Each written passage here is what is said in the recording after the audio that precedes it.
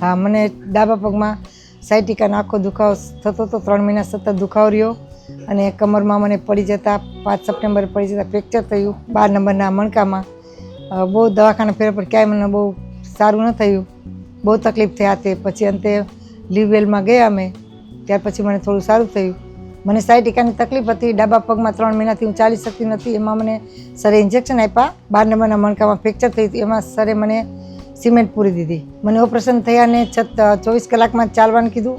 2 કલાકમાં હલવાનું જ નહોતું. પછી 24 કલાક ચાલવાનું કીધું એટલે હું ચાલતી બધું નાહી ધોઈ લીધું, ત્યાં બધું કરી લીધું. આ તેમ પછી ઘરે આવ્યા પછી મને અહીંયા કોઈ તકલીફ નથી ચાલવામાં, તે બેસવામાં, ઉઠવામાં અને બધું જ જમવાની બધી છૂટ આપી છે મને. હવે મને 7 દિવસ થયા પણ મને બહુ સારું છે. મારું નામ મનસાબેન પ્રવીણકુમાર પરમાર છે. હું શાંતિનિકેતન 2 માં રહું છું, આંબાવાડી. અમારું મૂળ વતન અમરેલી. મારી ઉંમર 65 વર્ષ છે, 65. હા, મને ડાબા પગમાં સાયટિકાનો આખો દુખાવો થતો હતો. 3 મહિના સતત દુખાવો રહ્યો અને કમરમાં મને પડી જતા 5 સપ્ટેમ્બરે પડી જતા ફ્રેક્ચર થયું 12 નંબરના મણકામાં. બહુ દવાખાના ફેરવા પણ ક્યાંય મને બહુ સારું ન થયું. બહુ તકલીફ થયા તે પછી અંતે લીવવેલમાં ગયા અમે. ત્યાર પછી મને થોડું સારું થયું. બધી જ તકલીફ પડતી હતી. ચાલવામાં આગળ પાછળ જાઓ, ક્યાંય પણ જવાનું હોય, પલંગ ઉપર કે સોફા પર બેસીએ તો ઊભું થવામાં તકલીફ. ખુરશી પર જ બેસી શકું, બીજે ક્યાંય બેસી ન શકું. અમે જ્યારે હોસ્પિટલ ગયા ત્યારે ત્યાંનો સ્ટાફ, સરનું બોલવા ચાલવાનું, સરની પૂછવાની પદ્ધતિ, ચેકઅપ કરવાની પદ્ધતિ અમને બધું પસંદ આવ્યું. આ તે ફોટા પડાવ્યા. સરે એમને કીધું આમને એમ કરાવવાનું છે. મને સરે ઓપરેશન કરવાનું કીધું એટલે સરે એમ કીધું કે ઇન્જેક્શનથી ફેર પડી જશે. એટલે ત્યારે થોડો ડર લાગ્યો તો મને, પણ ઘરે આવીને પછી નિર્ણય લીધો કે ઇન્જેક્શનથી ફેર પડતો હોય તો સિમેન્ટ પુરાઈ દઈએ અને આપણે દાખલ થઈ જઈએ.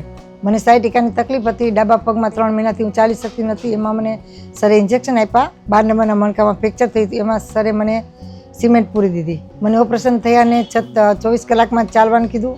2 કલાકમાં હલવાનું જ નહોતું. પછી 24 કલાક ચાલવાનું કીધું એટલે હું ચાલતી બધું નાહી ધોઈ લીધું, ત્યાં બધું કરી લીધું. આ તેમ પછી ઘરે આવ્યા પછી મને અહીંયા કોઈ તકલીફ નથી ચાલવામાં, તે બેસવામાં, ઉઠવામાં અને બધું જ જમવાની બધી છૂટ આપી છે મને. હવે મને 7 દિવસ થયા પણ મને બહુ સારું છે.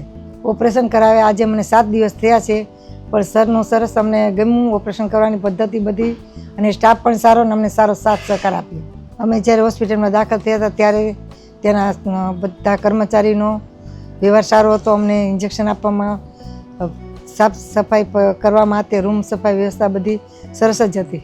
મારા જેવી તકલીફ જો કોઈને હોય તો બીજી બધી હોસ્પિટલોમાં ફર્યા કરતાં લીવવેલમાં જવું વધારે સારું. ત્યાંનો સ્ટાફ, ડૉક્ટર બધા સરસ છે. હિતેશ સર પટેલનો અને સ્ટાફનો ખૂબ ખૂબ આભાર.